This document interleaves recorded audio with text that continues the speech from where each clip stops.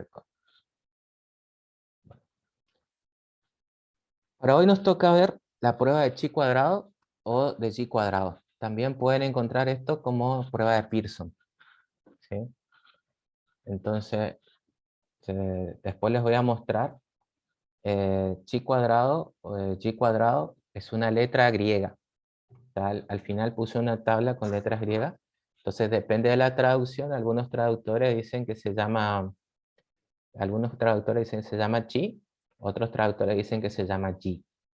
Entonces, como no hay un griego que esté vivo hoy de 2500 años, no sabemos. Entonces esto depende un poco de la traducción. Pero el nombre es el mismo, la letra es la misma. Y la persona que hizo todo el desarrollo matemático es un señor de apellido Pearson, que también aparece en algunos textos y aparece en algunas bibliografías o páginas que puedan consultar si tienen duda. Bueno, la prueba del chi cuadrado es esta letra.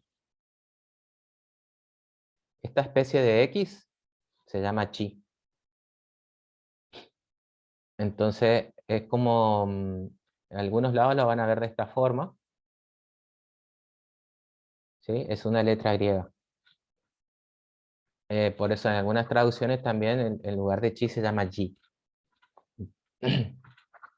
Bueno, es una prueba de hipótesis que determina si dos variables están relacionadas o no. Entonces, yo tengo, en general, voy a tener una encuesta, voy a generar una tabla. Vamos un ratito al ejemplo. Esta es una tabla de una encuesta, donde se están los datos contados, organizados, y estos son datos observados. Es una encuesta sobre el uso del cinturón de seguridad. Entonces, en esta encuesta, la pregunta es, ¿el cinturón de seguridad tiene relación con el género? Entonces, nosotros se le pregunta a 50 mujeres dijeron que sí, 25 mujeres dijeron que no. 40 hombres dijeron que sí, 45 hombres dijeron que no. ¿Sí? Esta es una tabla de 2 por 2. Entonces tenemos 2 filas y 2 columnas. Entonces fíjense que tienen acá 2 géneros y 2 respuestas. Entonces en general empieza con una encuesta y es de este tipo. Entonces nosotros acá, ¿qué diría la mayoría? Y acá vos vas a sumar. Dicen que sí, 90.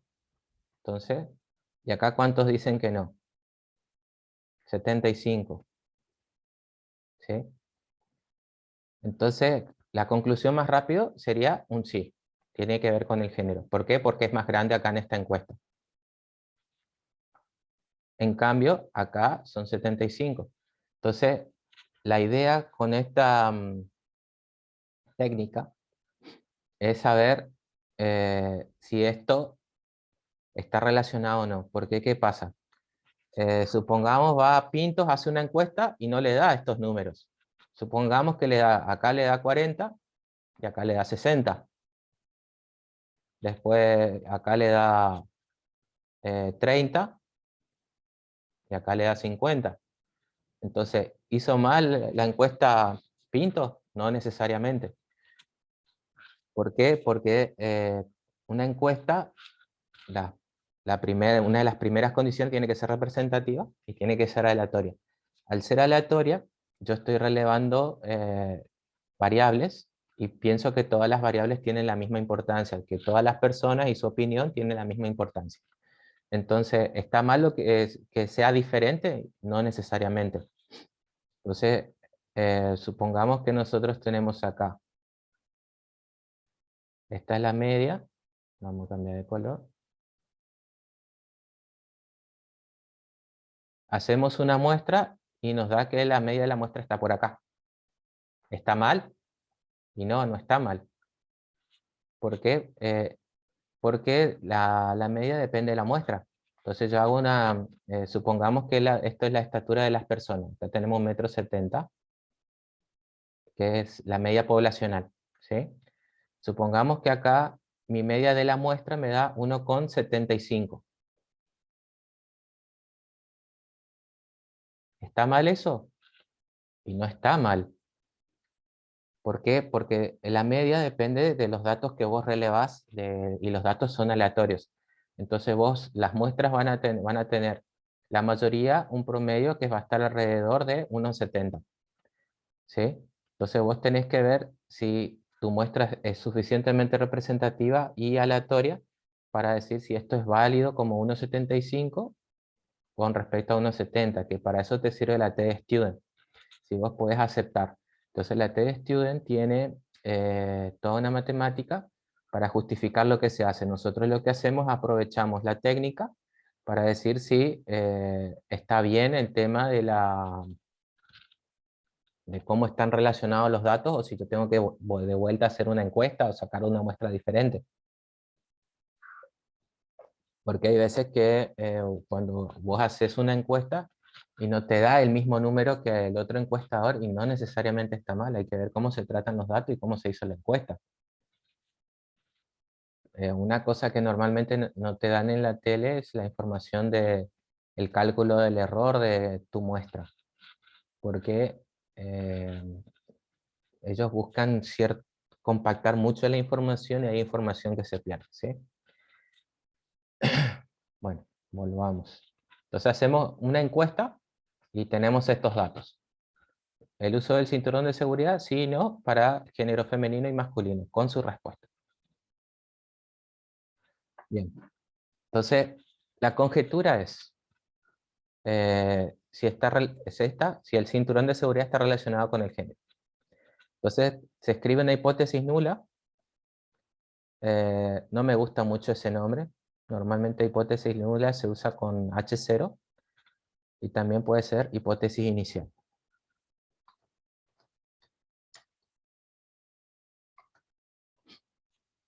Y después la hipótesis alternativa. Entonces, para la conjetura, podemos decir que si está o no relacionado con el género, y la alternativa que no está relacionada con el género. Entonces, H0, vamos a probar un ratito. Lo escribí ayer, pero no me estoy acordando ahora. H0 es el uso del cinturón.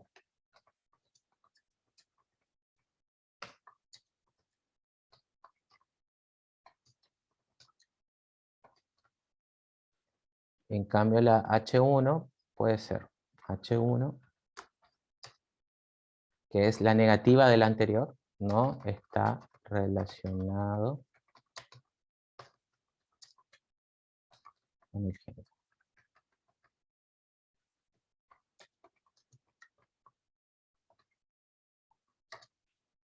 Entonces, uno tiene su tabla y hace una conjetura.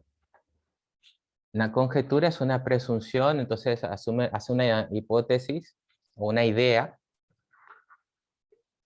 En el paso 2 sería preguntarte si tu idea es válida o no. Si el usar el cinturón de seguridad tiene que ver con el sexo de la persona, sí o no. Entonces va a ser la encuesta. Entonces,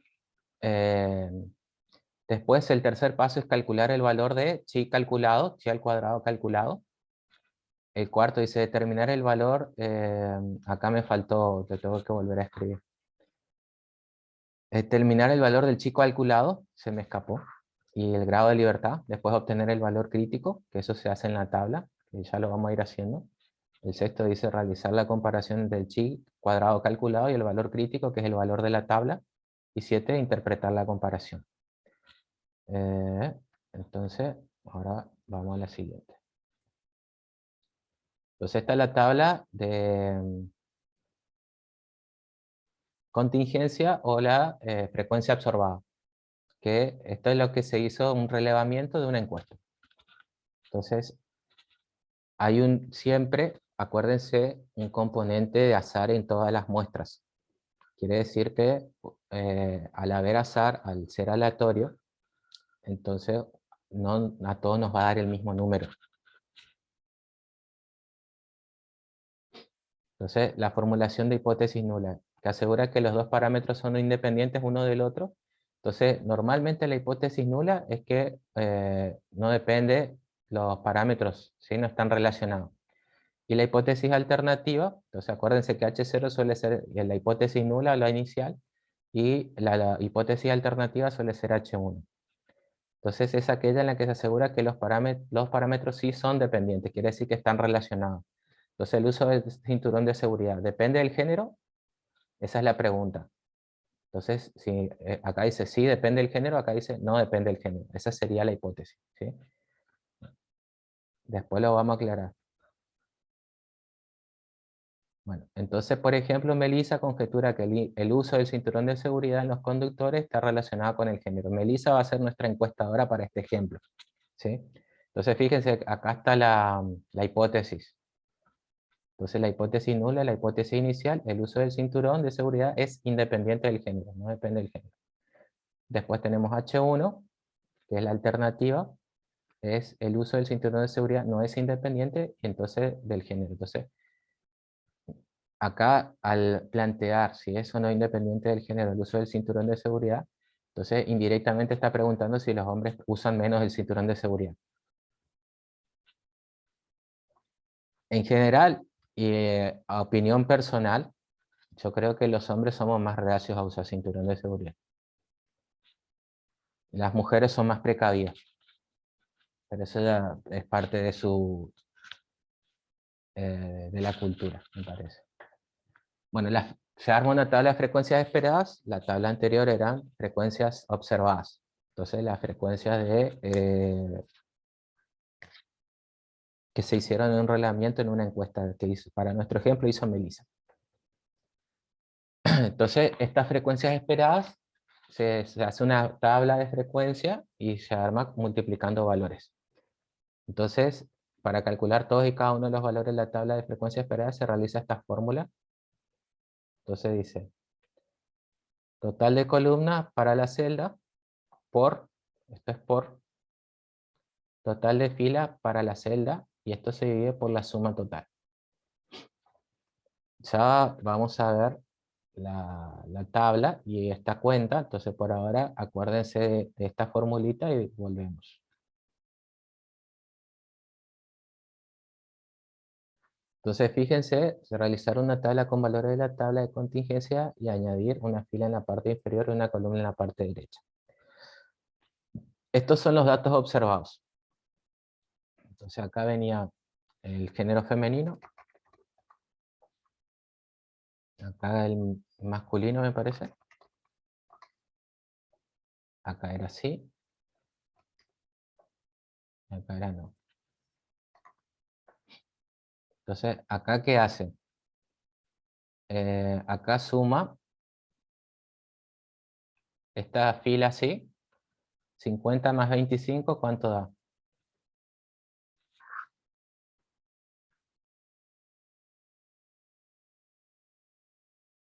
Che, pregunto para que participe, si no es muy aburrido que me escuchen a mí solito. Porque después tienen que trabajar con esto ustedes. 75, profesor. Bien. Después hacemos la suma esta. ¿Y esto cuánto da? 85. Bien. Entonces ahora nos toca cambiar este de acá con este de acá. ¿Esta suma cuánto da? 70.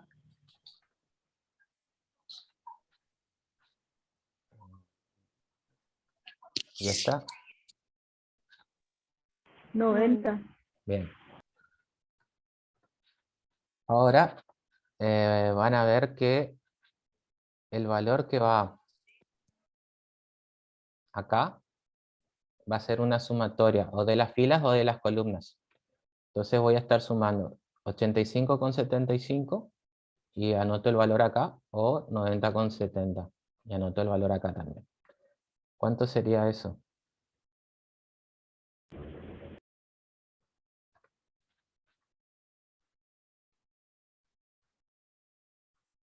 ¿100?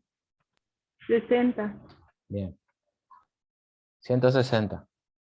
Esta sería cómo se completa la tabla donde yo estoy haciendo acá una sumatoria de los valores de la fila, de esta fila, y después hago una sumatoria de las columnas. Entonces recuerden que en este sentido son filas y en este sentido son columnas. Bueno.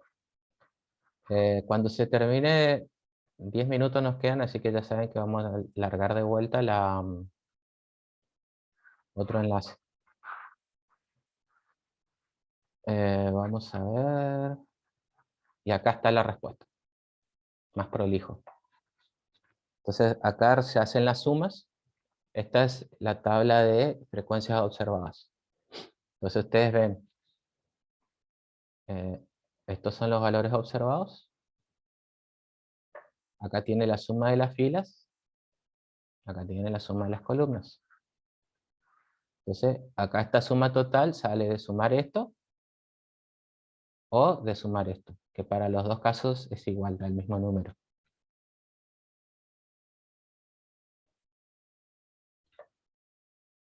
Bien, y acá hace una tabla de valores esperados.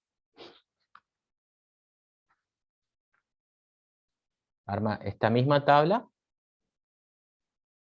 y usa la fórmula esta de acá. Total de la columna para la celda por el total de la fila para la celda dividido la suma total. Entonces fíjense, en este caso tengo 50 acá. Entonces, si acá tengo 50, para acá donde está el 50 va a ir 75, que es el total de que es este numerito de acá. Entonces tengo que armar con este. 75 por 90 dividido 160. Entonces acá hago 75 por 90 y eso tiene que ir entre paréntesis. Esperen que voy a borrar un poquito. Vamos a borrar todo porque me quedó mal. Hacemos paréntesis, 75 por 90 y 160. ¿Qué es lo que sale acá? Entonces, 90 por 75 dividido 160 da 42,18. ¿Sí? Entonces, estos es los valores esperados. De la misma manera se arma para los otros 4. ¿Sí? Entonces se va a ir anotando. Este de acá va a ser 90 por 85 dividido 160. Este valor de acá sale 70 por 85 dividido 160. Y este valor de acá, 70 por 75 dividido 160. Entonces así armamos esta tabla que es una tabla de valores esperados. Acuérdense que la anterior era valores observados.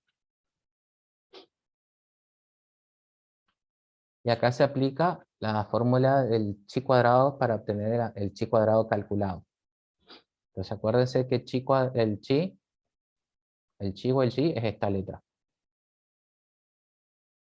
Entonces lo que se hace es una sumatoria. Esta letra es un sigma mayúscula.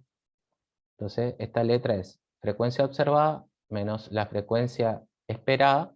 O sea, esto es lo que se hizo en la encuesta y esto es lo que se calculó recién. ¿Sí? Esto se eleva al cuadrado y después se divide por la frecuencia esperada. Entonces fíjense que acá está frecuencia de valor observado y frecuencia del valor esperado.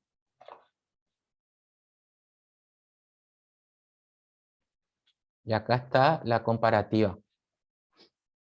Entonces acá arriba a la izquierda están los valores observados.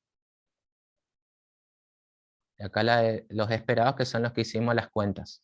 ¿Sí? Los calculados. Entonces acá fíjense que para 50 se calculó este 42, que es este valor de acá. Entonces acá armé esta tabla donde tengo frecuencia observada, frecuencia esperada.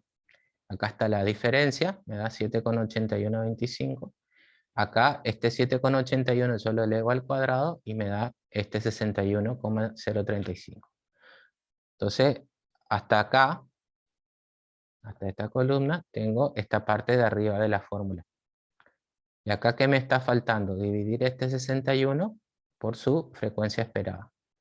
Que en este caso la frecuencia esperada para este es 42. ¿Sí? Eso me da 1,47. Vamos a repetir. Pero vamos a agarrar ahora este valor de 25 que está acá. Ese valor de 25 corresponde con 32 este. ¿Sí? Entonces, frecuencia observada 25, esperada 32,8125. La resta de estos dos valores da menos 7,81. Y esto 7,8125 negativo se eleva al cuadrado. Entonces, como es un número negativo por negativo da positivo, entonces acá da positivo. ¿Sí? 61,035 y tengo este valor de acá arriba. Ahora, ¿qué me falta para terminar la fórmula? Es dividir por su frecuencia esperada, que la frecuencia esperada es esta de acá. Dividido 32,8125 da 1,86. Y así hago con cada uno de todos los valores de esta tabla, y al final acá se hace una sumatoria. Entonces esta sumatoria da 6,224.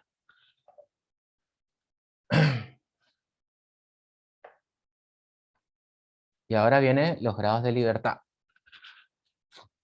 Acuérdense que este es el valor de chi cuadrado calculado, 6,224. Y ahora vamos a ver los grados de libertad, que es GL o nu. Esta B corta es una letra griega que se llama nu. Abajo vamos a repasar después un poquito las letras griegas porque acá se usan bastante. Para calcular el grado de libertad GL o nu, se usa la fórmula que es cantidad de filas menos 1 por la cantidad de columnas menos 1. Entonces fíjense que acá tenemos cantidad de filas, 1, 2 filas. Entonces cantidad de filas menos 1 y cantidad de columnas 1, 2 columnas, cantidad de columnas menos 1. Entonces esto es una fila menos 1 y esto es una columna menos 1. Entonces acá, ¿cuánto nos queda? Nos queda, de acá queda 1 y de acá también queda 1. Entonces acá queda 1 por 1, entonces 1 por 1 es 1. Fíjense que acá se ve como una especie de B corta, minúscula, un poco estilizada. Entonces esto es nu.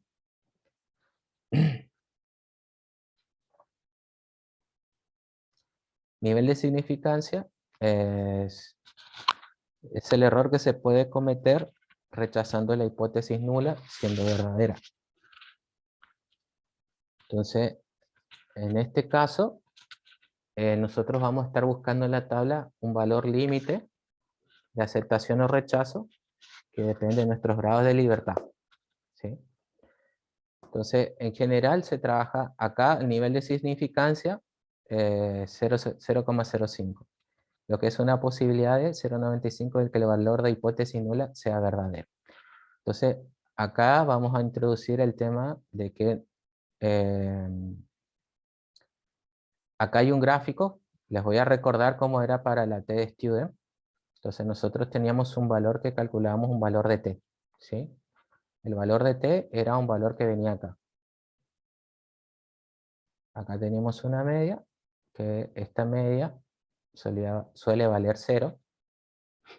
Entonces, acá los valores extremos negativos y valores extremos positivos en general se les llama alfa y se consideran que son áreas de error. ¿Sí?